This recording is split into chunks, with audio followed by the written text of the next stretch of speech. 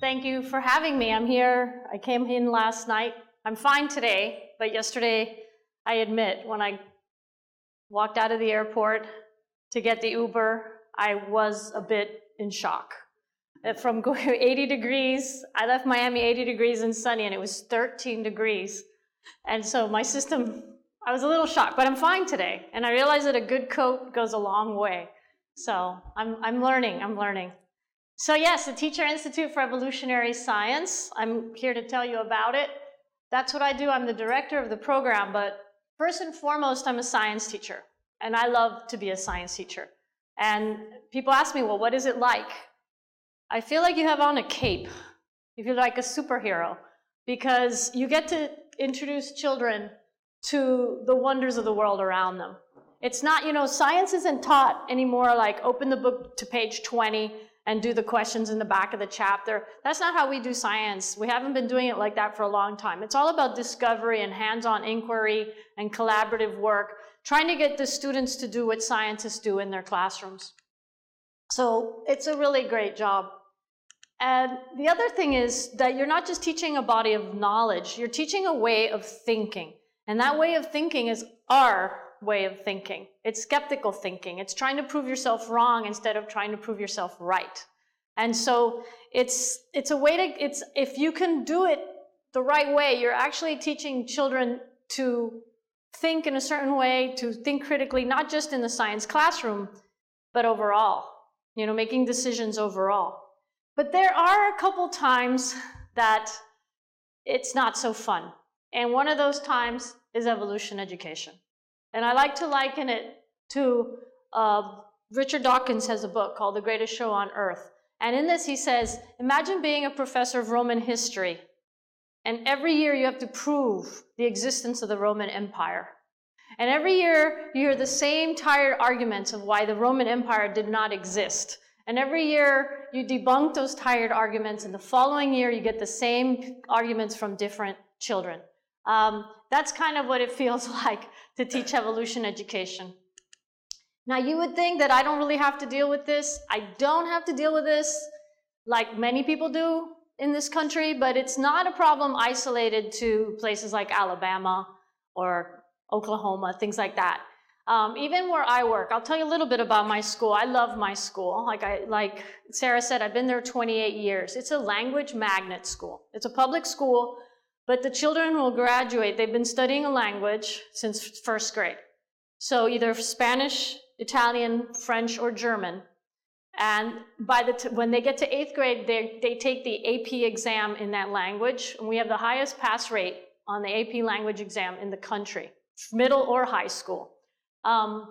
We have a pretty high-end demographic. Most of our children, their parents are educators, professionals, bankers, professors, etc. It's about, I'd say 80% Hispanic at this point, 75% Hispanic. But it's a very educated community. But yes, every year I still have to deal with some things. The thing I deal with the most is students are often confused about what they're allowed to believe. So they'll say, but am I allowed to believe evolution?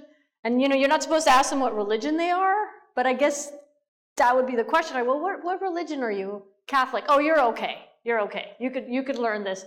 So I don't really know sometimes how to answer that question. Some kids are downright defiant. I've had kids turn their chairs to the wall. I have kids who will not do any of the homework assignments during that unit of study. My worst story is this young lady right here. Her name was Chloe, very intelligent young lady. And she loved science. Went to a church on Sunday with her family. This was 2 years ago. And she came back almost in tears. Her friend brought her to me. And I said, Chloe, what's wrong? And she said, I went to church and the pastor was really, really bashing evolution and that it's completely wrong and that it's the devil's work, etc. And I went up to him. Of course, she's a 14-year-old girl full of innocence and optimism. And I went up to him and I said, no, see, you said a few things that were wrong and A and B and C, and that's not how it is. And nobody says we came from monkeys, and a theory doesn't mean what you think it means, etc., etc., etc. And he stopped her and he said, who's teaching you this? And she said, well, my science teacher, your science teacher is a disgusting human being. And I still get a little teared up when I say that story, because how can you say that to a 14-year-old girl?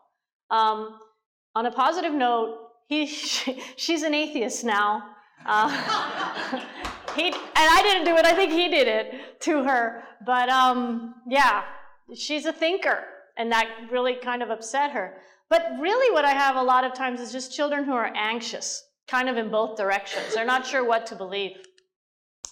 Why? Why are we in this situation? I mean, look at this. The contemporary theory of biological evolution is one of the most robust products of scientific inquiry. Evolution is thoroughly tested and confirmed, strong and well supported, one of the strongest and most useful scientific theories we have. This is coming from our most important science foundations in the United States. So look at scientists. I mean, if you ask scientists, do you accept evolution, or humans and other living things have evolved over time? The blue area of the pie is scientists saying yes. That sliver, it's interesting, that little orange sliver, if you get rid of retired scientists and you only ask active scientists, the sliver disappears. And it becomes one giant blue pie of pretty much every scientist in America accepting that humans and other little living things have evolved over time. And yet we have this. We have 62% of Americans in favor of teaching children alternative theories of evolution. There's a tremendous pressure from the community to promote alternative theories, intelligent design, etc. in our schools. Where is the US on this chart? The question was simple. Humans evolved. True or false? Blue means true. So Iceland is up at the top there. False is red. I'll show you where we are. We're there. We're right above Turkey in terms of humans evolved. When we ask human beings as we know them today developed from an earlier species of animal, 49% of Americans will agree with that statement. Half. But this is interesting. I thought I'd throw this in there. If you ask about elephants, suddenly we become much more scientifically literate. If you ask elephants as we know them today, developed from other species of animals, 75% of Americans agree. So I think you kind of see where this is going. It's the human thing that they have a very hard time with. So what's going on? Why do we have this pressure from the community? And I like the National Science Teachers Association says it's been a century of political controversy has prevented evolution from being emphasized in science curricula. So let's take a look at that century of political controversy. Perhaps you don't know some of the court cases. So brief history. In 1968, there was a Supreme Court decision that said that bans on teaching evolution were unconstitutional. But that doesn't mean it's over, because then they tried to promote creationism as a balancing with evolution in the classroom. That was deemed unconstitutional in 1975. So yay, we won.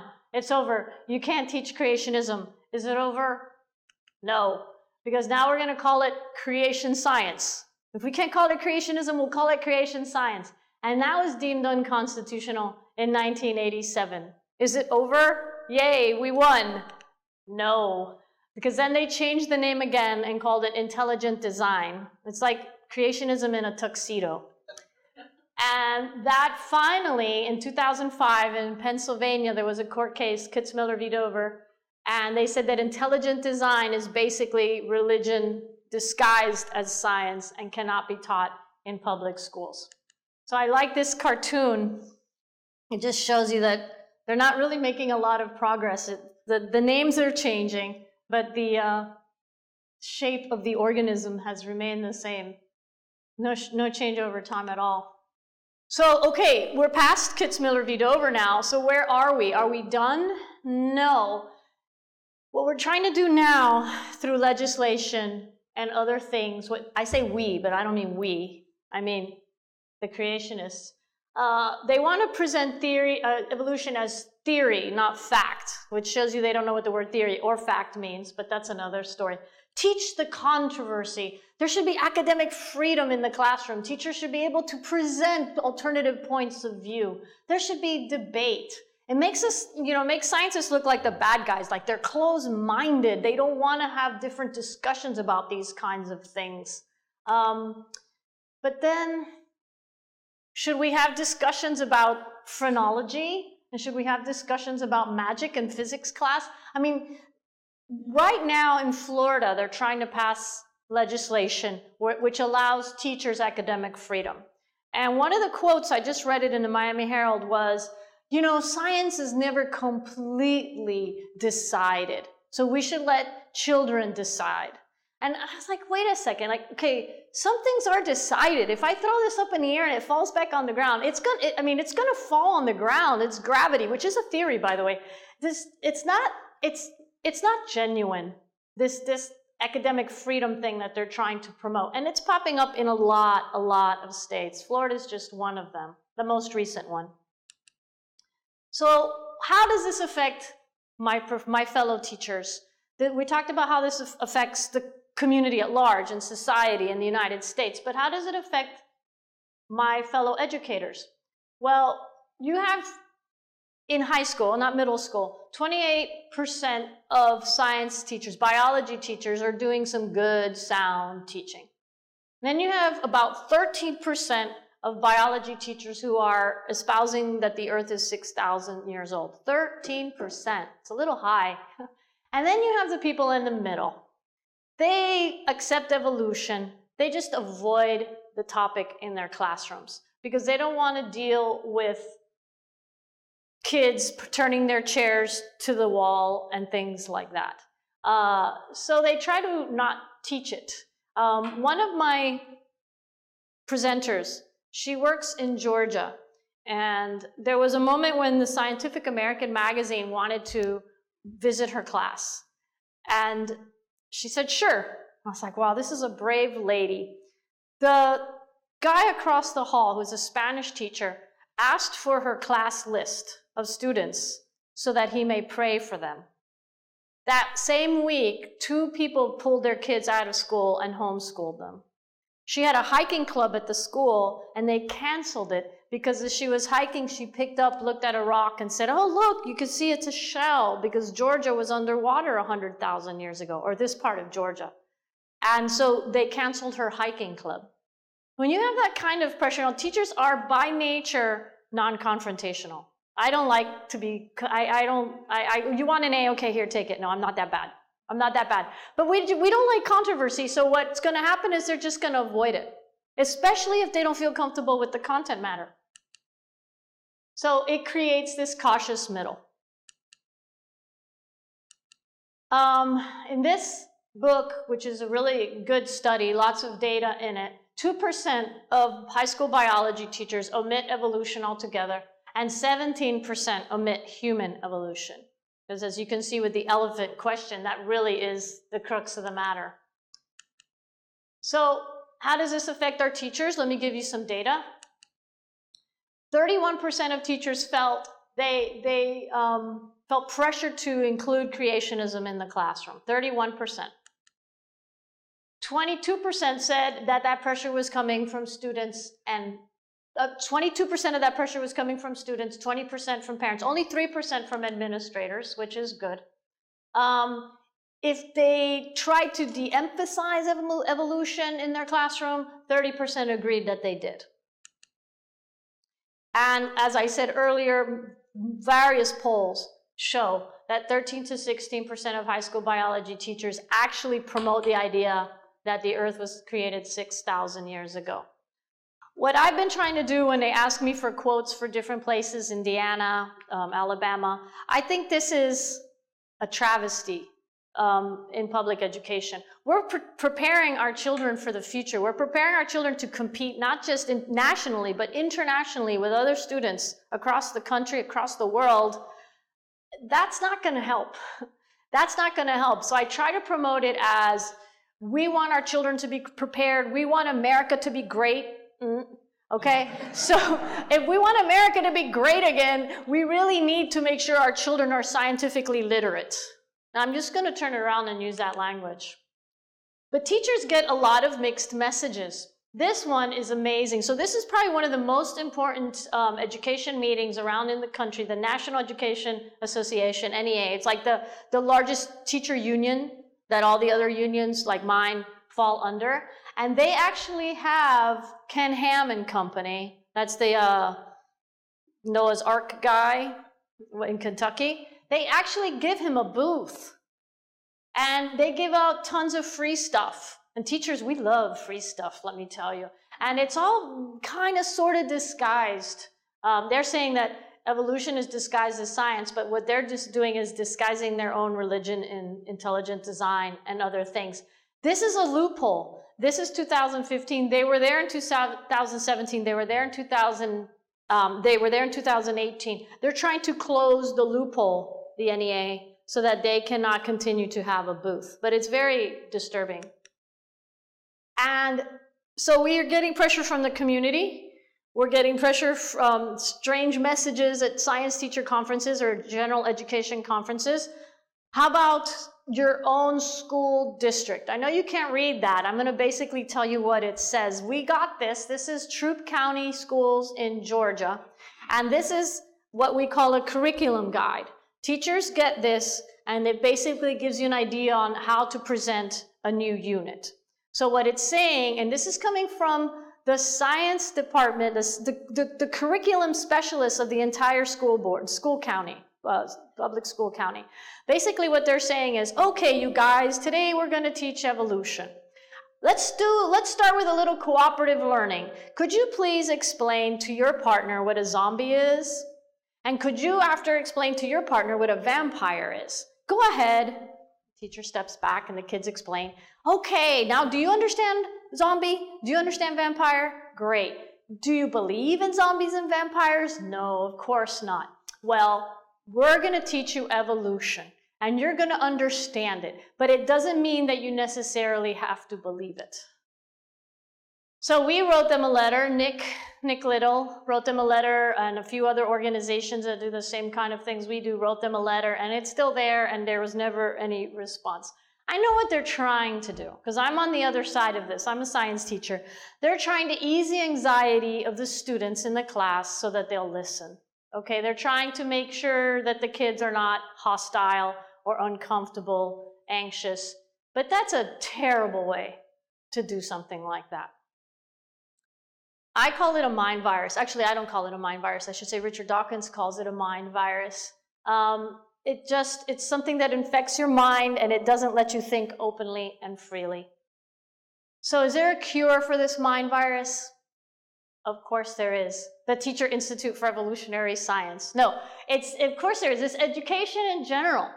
Education, teaching, education, it's so important. It's my life's work.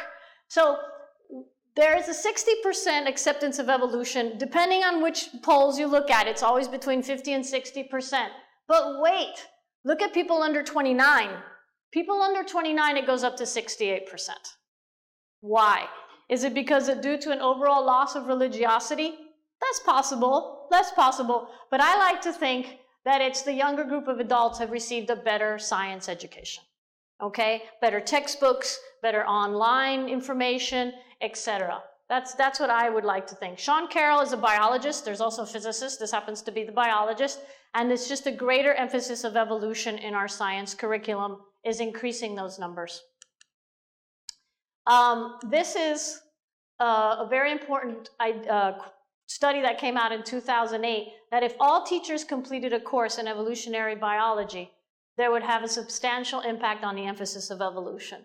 Content. Just understanding content would make it a really big deal. And this is my favorite quote. Good teachers, I totally agree with this, can teach just about anything as long as you give them the content, knowledge, and the resources to do so. My former department head, she's retired now, and she would hire somebody for our department. She'd say, don't give me a scientist and teach them how to teach. I'd rather get a teacher and teach them the content. So that's a very powerful quote. So enter the Teacher Institute for Evolutionary Science. What do we do? What are we trying to do to make a difference? Little by little, however small, in this area. Somebody asked me earlier, how did ties begin? And it's actually a really good story, so I didn't tell you outside. There you are. Hi. So I'm going to tell you now how this got started. I am a lifelong, well, I shouldn't say lifelong. When I was about 18, I read The Selfish Gene. I went to Catholic school for 13 years. And it never quite resonated with me. There were a few things that really bothered me. I remember being in 3rd grade and we read the story of Noah's Ark, and I looked around the room like, he killed all the cats and the dogs and the horses, and it looked like nobody else realizes that he just killed everything. It kind of really bothered me. And over again, those kinds of things really bothered me. But of course, I didn't have a foundation to base my ideas upon. And then I read The Selfish Gene, and it just shifted my paradigm. It made so much sense to me. It was so eloquent, so beautiful. And I read every one of Richard's books after that. And I got to meet him at the University of Miami. He was in 2013, I believe, he was a visiting professor there for a week. And I got to be in some of the smaller events with him. And the topic of evolution education came up. It was a bunch of professors sitting around, and one of them said that in their child's private school, they weren't allowed to teach evolution because one parent complained. And he was appalled, of course. And I went back to work thinking, well, what can I do about this? And I thought, you know what? My best resources have always been my fellow teachers. What if I provide my fellow teachers with some professional development on evolution? For example, I'm terrible with geology, but I was team teaching for a couple years with a geologist. She just loved geology, and I learned so much, and I became such a better teacher when I taught it. So I thought, well, if I get teachers excited about it and I give them content, they're going to be better teachers, and that's what I did. And then I had the opportunity to meet Richard the following year at an event in Miami, and I told him what I did, and he listened. And he asked me if I had met Robin. And I said, I don't know who that is. And so he introduced me to Robin. They gave me their contact information, whatever. And I emailed them. The next morning, I emailed them. And I said, thank you. It was great to meet you. And if I could be of service in any way, I wholeheartedly adhere to the philosophy and the mission of your foundation. 11 a.m. that morning, I'm teaching weather, which is something else I don't know that much about, but I have to teach it. Because middle school science teachers, we teach everything, right? And the phone rings. And I'm like, wait, it's a Washington, D.C. number. That's odd. So I figured it was Robin, this person I had met the night before. And I know I'm not supposed to pick up the telephone while teaching class, but I figured this was an exception. So I pick up the phone, and it's, hello, is this Bertha? This is Richard Dawkins. We met last night. And I'm like, no way, this guy is calling me. And he goes, look, I really like what you're doing. I want to help. How can I help? And I said, well, you already help. I mean, I use your excellent movies. I use your videos. I use your books. I've developed lesson plans based on your wonderful thought experiments. He goes, no. I mean, can I come to your school and speak with these teachers? Okay, so I went to the office, and I threw myself onto the floor in front of my principal, and I grabbed her knees. I said, please make this happen. Please make this happen. He was coming back 2 weeks later, and that same day getting a plane, going home to England, and he came. He came to Carver. Now, my school district opened it up to all the science teachers. There were hundreds of teachers there, and my 8th graders were there. And my son, who's not much bigger, was there. And it was really good. We just talked evolution and natural selection and everything else. And afterwards he said, well, would you do this for me nationally? And that scared me a little bit because I am just a classroom teacher. That's all I've been my whole life. And I thought, well, okay, I'll give it a shot. And I think this is a good explanation of ties right here. If I could get it to... Oh, there's a mouse.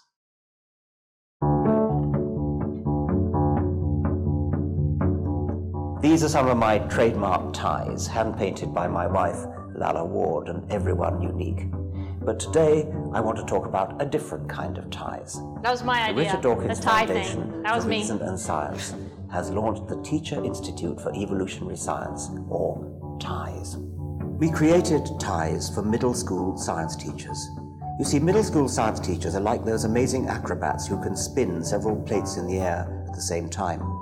Yes, they teach earth science, space science, life science, and everything in between, sometimes all in the same school year. Meanwhile, science knowledge is quickly expanding, thanks to the wonderful work of curious scientists everywhere. What is a science teacher to do? There's no way to keep up with it all. Here is where TIES comes in to save the day.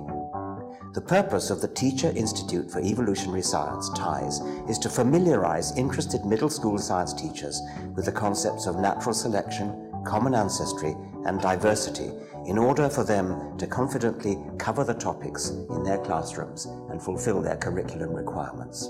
Through free workshops and online resources, TIES introduces middle school teachers to the most important points of evolution and natural selection. We make sure participating teachers leave our TIES workshops with presentation slides, labs, guided reading assignments, an exam, and a valuable resource list for their lesson plans. Oh, did you catch the part that TIES workshops and resources are free? That's right, they're free. That's why we're asking you for help. With your donation, TIES can expand its online, ready-to-use resources to include more lessons tied to today's diverse array of state and national science standards. Also, so far, our TIES workshop presenters, we call them the TIES teacher. So that's a basic rundown of TIES. I wanted you to see what a workshop looks like, and I wanted you to notice that there are different presenters. For these longer workshops, he was the chief biologist, the chief scientist at the Miami Museum of Science. We had somebody who came in with free software. We had a grad student whose specialty was phylogenetics. So we invite experts to come in and talk to the teachers as well. So this is my favorite slide. It kind of shows you what's been going on. We started in 2015 in April. There were 10 workshops that year. I did 9 of them, and a teacher in Texas did 1 of them. 2016, we were just still kind of, getting our feet wet and figuring out how to get workshops in different places. And then, boom, we had a banner year in 2017. Same kind of year in 2018. And at this point, we have 11 workshops and counting for 2019. Of 127 workshops, 64 different presenters, and we are in 46 US states. Have a look at our map. All those places have had TIES workshops at this point. Some of them a day long, some of them 2 days long, some of them 60 minutes long. But I'll tell you the 4 states. It's easier now to say the states we haven't been in. Alaska, Hawaii, Vermont, and Maine. Those are the 4 states that we haven't been in. Vermont, I think, is just so small, but we'll get there. I'm working hard on Alaska right now. I just sent in a bunch of proposals, so we'll see what's going on. So what do we give the teachers? Well, first and foremost, we provide content. Like I said, like the video said, I might be good at one science, but I have to teach all the sciences. So we make sure that there's content. Secondly, those are content. And we, a lot of visual stuff and different things. Secondly, we have a lot of online resources. With Mark's help, we just revamped the page and put the resources by curriculum standard. It's much easier for teachers to understand now. So and everything is free. I make sure that the labs, or what we now call investigations, not allowed to call them labs anymore, are all very inexpensive for teachers to carry out. We have videos of me doing some of those investigations for a teacher who's never done them before. We have online games, a real variety of resources for them. Must explain the word theory. We always say, I have a theory that the Buffalo Bills are going to win the Super Bowl next year. And that's not how scientists use the word theory. So we have to make sure that we kind of push aside those misconceptions. Scientists say we evolved from monkeys. No, scientists don't say we evolved from monkeys. There's always if humans evolved from monkeys, why are monkeys still here? We get that one a lot. the nice answer is, which first of all, we didn't evolve from monkeys, but the nice answer is if dogs evolved from wolves, why are wolves still here? The not so nice answer is if Adam came from dirt, why is dirt still here? But I don't use that one in class. I don't want to get fired. We really focus on scientific inquiry, and that's why I love that my program is under the Center for Inquiry. I feel that skeptical inquiry is the umbrella under which everything this organization does is found. Everything from, is there Bigfoot, to what is evolution? Everything falls under this giant umbrella of inquiry. We also focus a lot, we tell teachers, Darwin's important, but focus on current relevance of evolution. I'm going to tell you, I know I don't have that much time left, but I want to tell you my favorite ties story. First of all, my favorite workshops are the local ones, not the state and national conferences. Because at the local workshops, you get the teacher who does not want to be there and is sitting in the back of the room and doesn't even want to talk to you and is only there because his principal forced him to go. So I had one of these. It was a day-long event at Florida International University. I had my biologist with me. I love to have that along. So I did the morning session, and he did the afternoon. And in the morning session, the first thing we did was ask the teachers, well, why are you here? That kind of thing. And one of the teachers said, well, I'm here. I don't really believe evolution, but I needed some points for recertification in the state of Florida. I tell my kids they don't have to believe it, but they have to pass the test. They have to understand it. And I remember I kind of looked over at the biologist, and he kind of looked at me, and his name's Eric, and we didn't say anything. So I did the whole workshop in the morning. And then comes Eric in the afternoon, and Eric's his lifelong pursuit has been to keep the chickpea plant from going extinct. Did you know that climate change, I didn't know this, climate change is really affecting chickpea plants, the agricultural crop. And I love, we all love hummus, right? Not that, that's not what the important thing is. The important thing is that it provides 20% of the world's population with its primary source of protein. So it's actually a very big deal. So what does he do? He goes back to find native chickpeas, southern Turkey, northern Iraq, and he gets the wild chickpea that literally grow out of rocks, very hardy plant, brings them back. He's not in FIU anymore, but he brings them back to Florida, and he crosses them with the agricultural crop to kind of increase the diversity, the genetic diversity of the species, and save the chickpea population. That's what I mean by current relevance. I'll tell you what, at the end of that day, that same teacher said, I get it now, and I'm going to teach this differently now. This is really important, and it's really relevant. And that is, of all the moments that I've been doing this, that was my favorite moment, because I know we made a difference in that classroom. We also give teachers support. I get letters like this all the time, like, hey, so I got an email, the parent wants me to teach Christian views along with evolution. How would you respond? Well, we say, thanks. This is what we tell the teacher to tell the parent. Thanks for your suggestion. The curriculum is set by the district with the state's science education standards in mind. What this does is it takes the teacher out of it. It also says, I'm not discussing this further. Remember what I told you about teachers being non-confrontational? Put it on somebody else. It's not going to happen. It's not under my control, and I'm not going to argue about this anymore.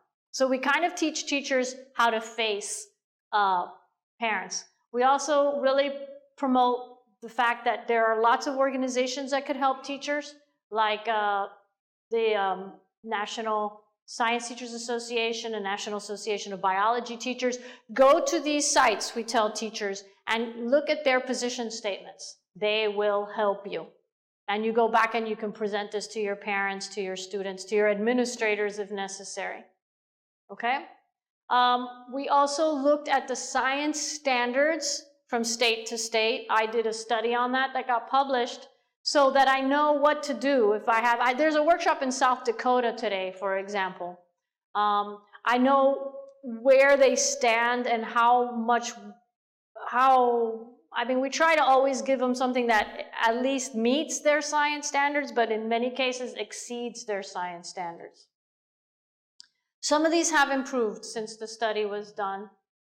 New York's doing well.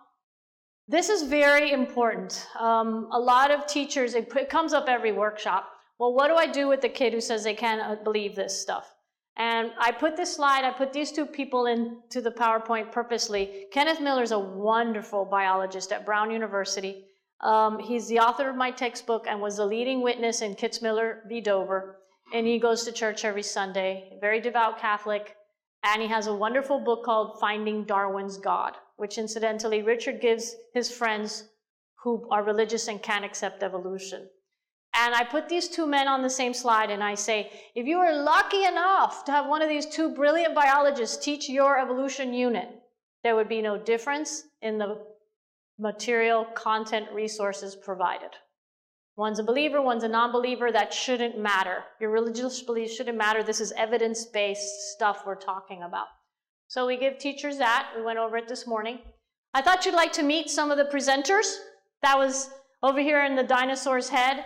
She's from Spain. She was the second presenter ever after me. In Georgia, we have somebody who's, actually I have a day-long workshop in March and she'll be coming along.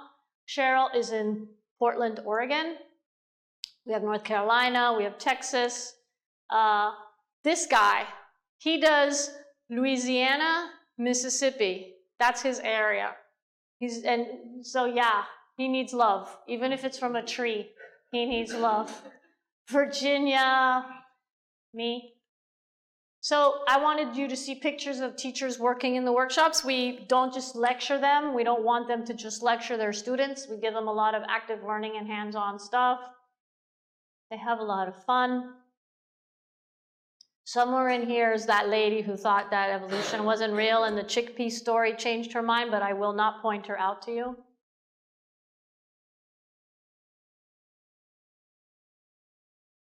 And of course, I wanted to tell you, what are people saying about the workshops? We get really great reviews. Gosh, I wish all science workshops were like this. I love the website. Thank you so much. Your knowledge and enthusiasm was great. Boy, I feel so much more confident now. I was worried about teaching evolution, and now I'm not so worried anymore. We get really good stuff, really good evaluations. So, of course, well-educated teachers means well-educated students. And I get really fun pictures coming from around the country of kids doing the very same resources that we gave out at the workshops. This is my class. They're pretending to be birds, and they have different beaks, different phenotypes, variation within the population, and soon that nice soft food will disappear, and many of the birds will die.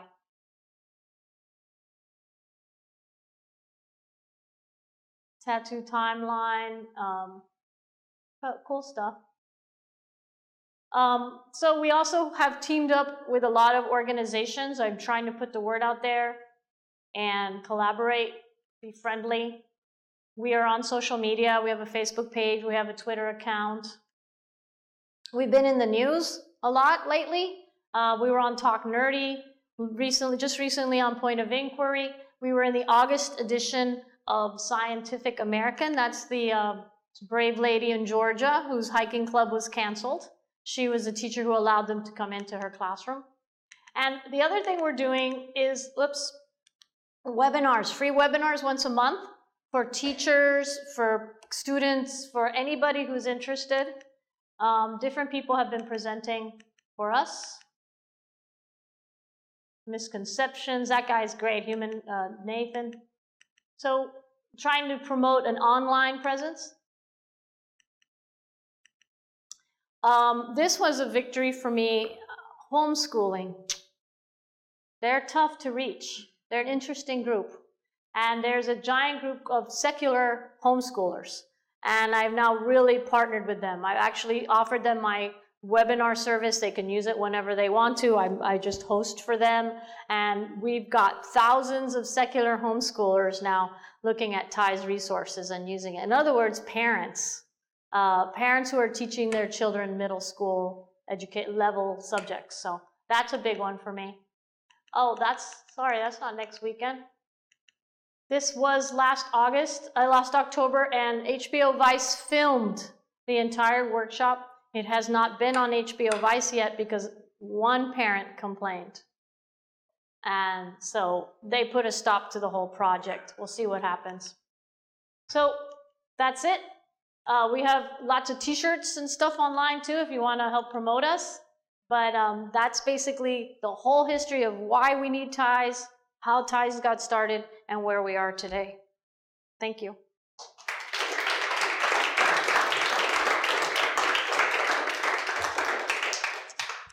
Would anyone like to ask a question? I can bring the mic over. All right. How many presenters are there? At the moment, we've had 64 presenters. One is a retired teacher. 3 are college professors. Everybody else is an active classroom teacher. And I think that makes a big difference. I think the minute I step out of my classroom, I retire, ties will lose some credibility. Teachers like to hear from another teacher. So 64 total right now. Our last one, we just picked up, well, today in South Dakota. Her name is Allison Bowers. Oh, and we got a new one in Michigan too. Cheryl Hatch. Any other questions? All right. Talk about existing teachers. What about the up-and-coming teachers? What about the college level? Excellent question. Excellent question. We've done a few at North Carolina State University for teachers, future teachers. We did one in Valdosta State on future teachers. We did one in Birmingham, Alabama, where there were future teachers. We are trying to partner with that group. It's hard. I've written at this point 120-something proposals, and I've been rejected twice. One was for a national conference, which whatever we had presented there before. The other one was to present at the ASTE, all of these, it's so hard to keep all these little acronyms together in my head. It was to present to college professors who teach science education. And I wanted to present to them, and I wanted to say, join us, help us, collaborate with us. And I was rejected because they didn't find it relevant to college professors. And that was in Savannah, Georgia. So I'm going to keep trying. But it's a tough market, that one. That's been proved harder than secular homeschoolers. But that's a really important thing. I completely agree with you. Yes, I teach middle school social studies. Yay! But as a social studies or history teacher, actually, one of my favorite topics is the scientific revolution. Yes. So have you considered casting the net wider to include other disciplines that could possibly... Yes, and I already talked to Robin about it. I know who Robin is now. I didn't 5 years ago. Yes, we're about to unveil a new project. And it's for younger children, and it's a much broader net. And the thing is, there's so many projects out there. And people are like, oh, I'm just going to get this into the schools. I'm just going to get this into the schools. So I am a teacher, and I'm supposed to teach science, but I'm supposed to also cover bicycle safety this year, or say no to drugs, or stranger danger, or I don't know. Every year they put something. This year it's reflective circles. I have to stop my class and put the kids in a circle and talk. And so teachers start getting very resentful, well, you know, about all the stuff that they add to our curriculum. So what I want to do is, I think it fits best in elementary school science and elementary school social studies. The idea of how to think critically and analyze.